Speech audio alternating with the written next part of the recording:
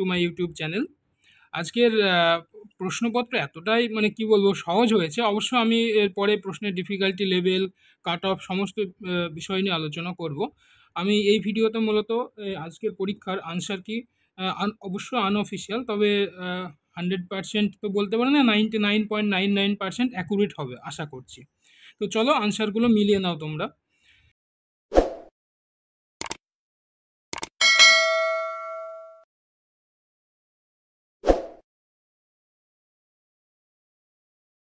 প্রথম প্রশ্ন, আন্তর্জাতিক আইনের উদ্দেশ্য কোনটি? আন্তর্জাতিক আইনের উদ্দেশ্য কি নির্দ্রায় সাহায্য করা? নো। খাদ্য উৎপাদন করা? নো। কোনোটিই নয়। অবশ্য অপশান সি, রাষ্ট্রগুলির মধ্যে শান্তি বজায় রাখা। এক্ষেত্রে অপশান সি সঠিক উত্তর। কোশ্চেন নাম্বার 2, সম্মিলিত জাতিপুঞ্জের প্রথম মহাসচিব, সে আমরা উচ্চ মাধ্যমিকের বই থেকে পড়ে আসছি, ট্রিগভি লি।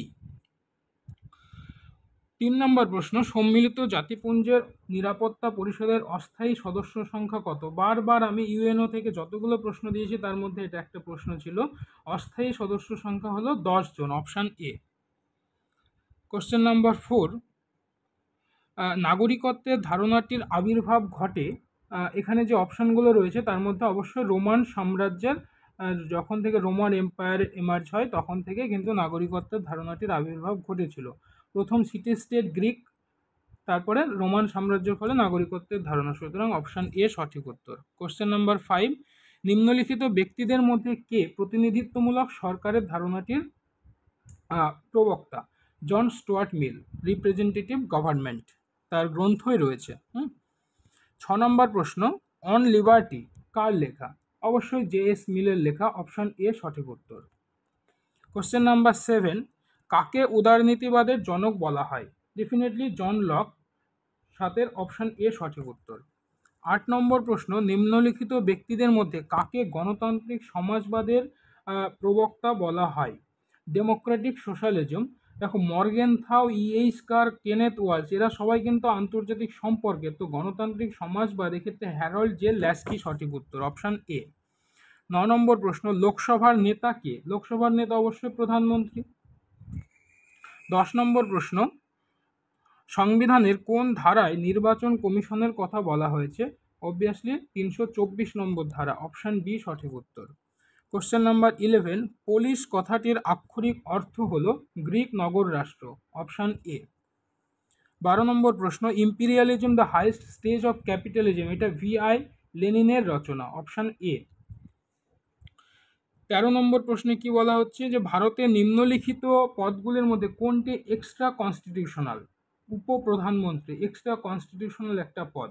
দেখো, উপরাষ্ট্রপতি, ডেপুটি স্পিকার, এগুলো কিন্তু সংবিধানে বলে দেওয়া রয়েছে, কিন্তু এক্সট্রা কনস্টিটিউশনাল পদ হচ্ছে উপপ্রধানমন্ত্রী, অপশান এ।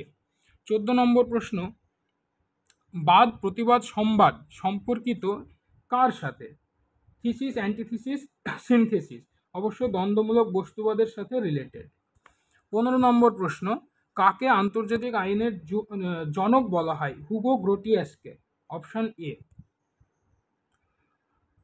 16 নম্বর প্রশ্ন, সংবিধানের কোন সংশোধনের মাধ্যমে প্রস্তাবনাতে সমাজতান্ত্রিক এবং ধর্মনিরপেক্ষ শব্দ দুটি যুক্ত করা হয়েছে? আমার রিসেন্ট যে ক্লাস নেওয়া হয়েছে ইম্পর্টেন্ট কনস্টিটিউশনাল অ্যামেন্ডমেন্ট, আমি বলেছিলাম এখান থেকে 2টো মিনিমাম কোশ্চেন আসতে পারে। এরপরে আরও একটা প্রশ্ন এসেছে দেখলাম, যে আগে এই প্রশ্নটা আমার সেই ক্লাসে ছিল। 42তম সংবিধান সংশোধনের মাধ্যমে ভারতের সংবিধানের প্রস্তাবনাতে সমাজতান্ত্রিক এবং ধর্মনিরপেক্ষ এই শব্দ দুটি যুক্ত করা হয়েছে। সো এক্ষেত্রে অপশান এ সঠিক উত্তর, 42nd constitutional amendment. Question number 17, অর্থ বিল উত্থাপিত হতে পারে কেবলমাত্র লোকসভাতে উত্থাপিত হতে পারে। 18 নম্বর প্রশ্ন, গ্রামার অফ পলিটিক্স গ্রন্থটির লেখক ল্যাস্কি। 19 নম্বর প্রশ্ন বলা হচ্ছে, পাবলিক অ্যাকাউন্টস কমিটির সদস্য সংখ্যা কত? 22 জন, 15 + 7, খুব সুন্দর করেছে যেই করেছে। Question number 20, man is born free but everywhere he is in chain, এটা রুশোর উক্তি। নিম্নলিখিত কোন কেন্দ্রশাসিত অঞ্চলে বিধানসভা বর্তমান? আন্দামান নিকোবর দ্বীপপুঞ্জে নেই, লাক্ষাদ্বীপেও নেই, পন্ডিচেরি এবং দিল্লি, এই দুটো কেন্দ্রশাসিত অঞ্চলে কিন্তু বিধানসভা রয়েছে। সো এই ক্ষেত্রে অপশান এটা সঠিক উত্তর। 22 নম্বর প্রশ্ন, ভারতীয় সংবিধানের নির্দেশমূলক নীতিগুলি আয়ারল্যান্ডের সংবিধান থেকে গ্রহণ করা হয়েছে। 23 নম্বর প্রশ্ন, ভারতের অর্থনৈতিক জরুরি অবস্থা কি কখনো জারি হয়েছে? কখনোই নয়, একবারও ফিনান্সিয়াল এমার্জেন্সি জারি হয়নি। 24 নম্বর প্রশ্ন বলা হচ্ছে ভেল অফ ইগনোরেন্স কথাটি কে প্রচলন করেছিলেন? জন রলস তার 1971-এর এ থিওরি অফ জাস্টিস গ্রন্থে ভেল অফ ইগনোরেন্সের কথা বলেছেন।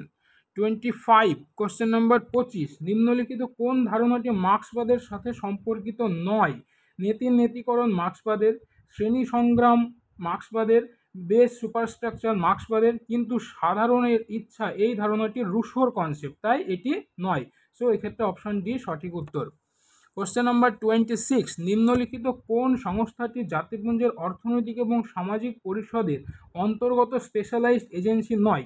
দেখো, ন্যাটো হচ্ছে একটা আমেরিকার ট্রিটি অর্গানাইজেশন, সো এটি অবশ্যই নয়।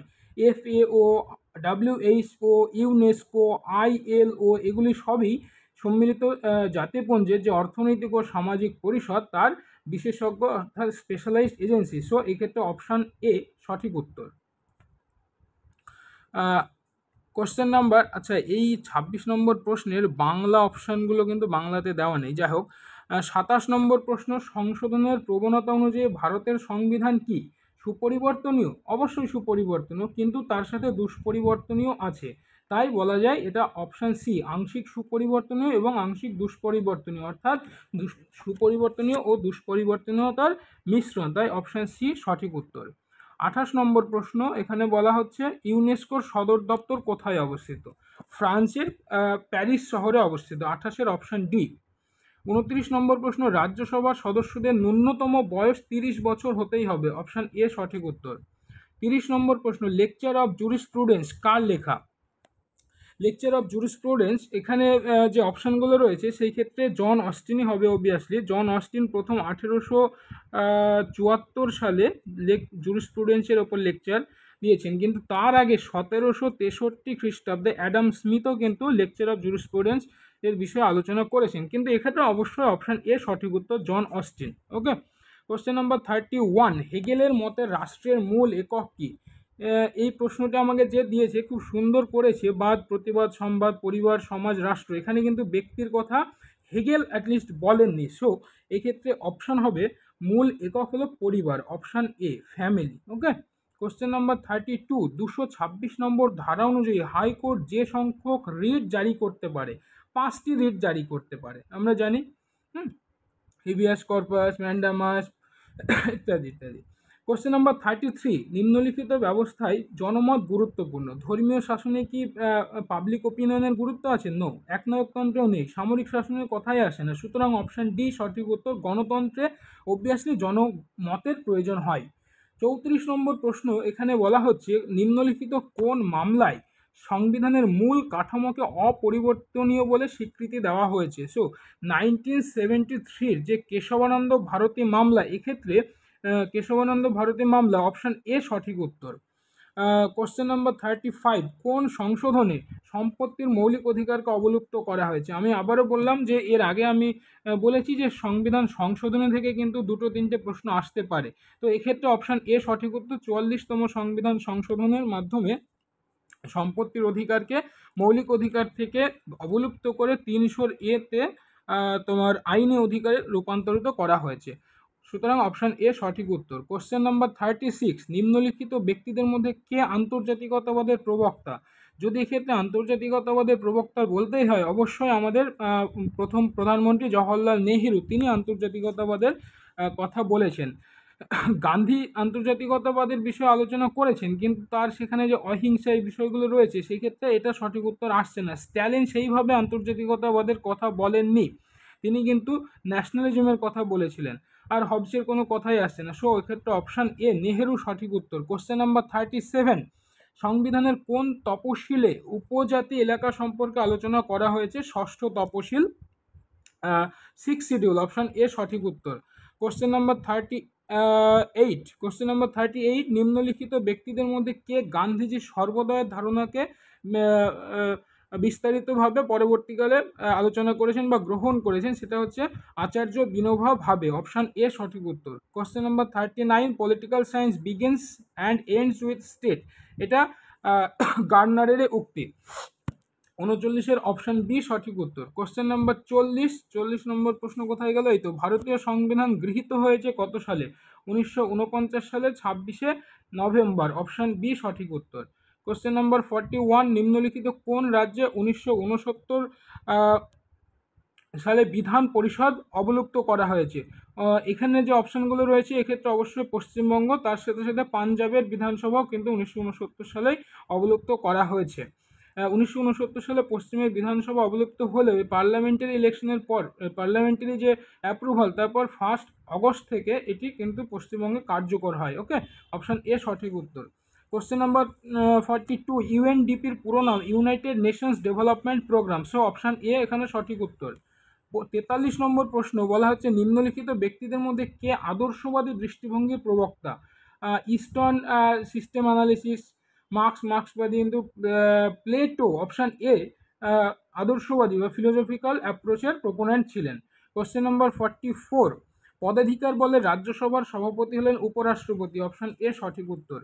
45 নম্বর প্রশ্ন, হাইকোর্টের প্রধান বিচারপতিকে নিযুক্ত করেন রাষ্ট্রপতি, তবে প্রধান বিচারপতির সুপারিশ ক্রমে, তার পরামর্শ কিন্তু গ্রহণ করতে পারে, কিন্তু নিয়োগপত্র দেন অবভিয়াসলি রাষ্ট্রপতি।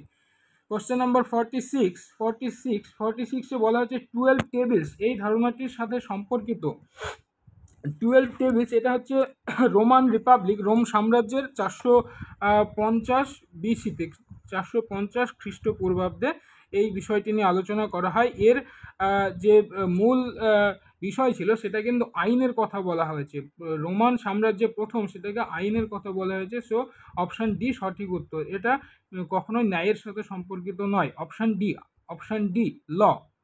কোশ্চেন নম্বর 47, নিম্নলিখিত কোন দেশের সংবিধানের উৎস অলিখিত প্রথা ও রীতিনীতি? একমাত্র ব্রিটেনের যে সংবিধান, সেই সংবিধানের উৎস হিসাবে অলিখিত প্রথা ও রীতিনীতিকে গ্রহণ করা হয়েছে। সো অপশান এ সঠিক উত্তর, ইউকে। 48, নির্দেশমূলক নীতি কত নম্বর ধারায় রাষ্ট্রকে গ্রাম পঞ্চায়েত গঠনের নির্দেশ দিয়েছে? পলিটিক্যাল সায়েন্স যারা পড়ে তারা এই প্রশ্নটা মানে কি আর বলবো, অনেকবার WBCS পরীক্ষায় এসছে, আমাদের রাষ্ট্রবিজ্ঞানের বিভিন্ন কম্পিটিটিভ এক্সামে এই প্রশ্নটা আসে। সো অবভিয়াসলি এক্ষেত্রে 40 নম্বর ধারা সঠিক উত্তর। কোশ্চেন নাম্বার 49, নিম্নলিখিত কোন বিষয়টি একদলীয় ব্যবস্থার ত্রুটি বা অসুবিধা?